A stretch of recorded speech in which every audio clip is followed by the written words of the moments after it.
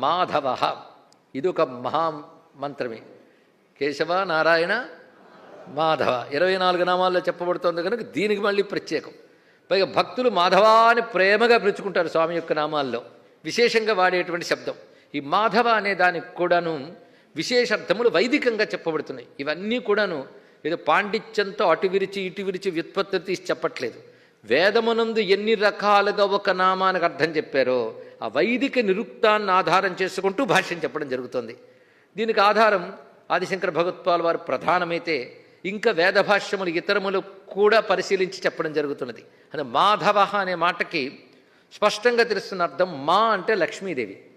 ఇందిరా లోక మాత మా రమా మంగళదేవత అమరకోశంలో లక్ష్మీనామాల్లో మా అనగా లక్ష్మి అని అర్థం. జగన్మాత కదా, మాతని మా అనడం భారతదేశంలో కొన్ని భాషల్లో ఉంది, అసలు భాష సంస్కృతమే కనుక మా అంటే మహాలక్ష్మి.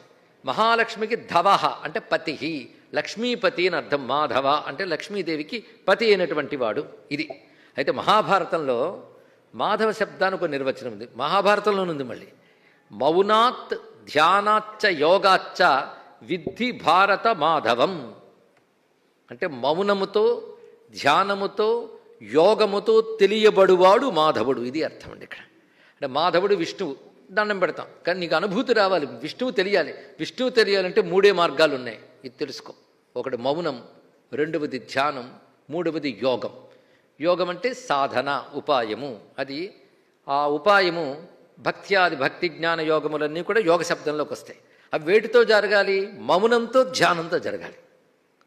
కనుక మౌన ధ్యాన యోగముల చేత తెలియబడువాడు ఎవడో అతడు మాధవుడు. ఇది మాధవ శబ్దానికి శాస్త్రీయమైన మరొక అర్థం.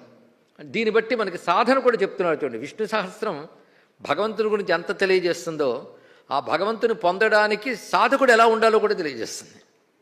అందుకే సిద్ధికి అదే మంత్రం, సాధనకి అదే మంత్రం.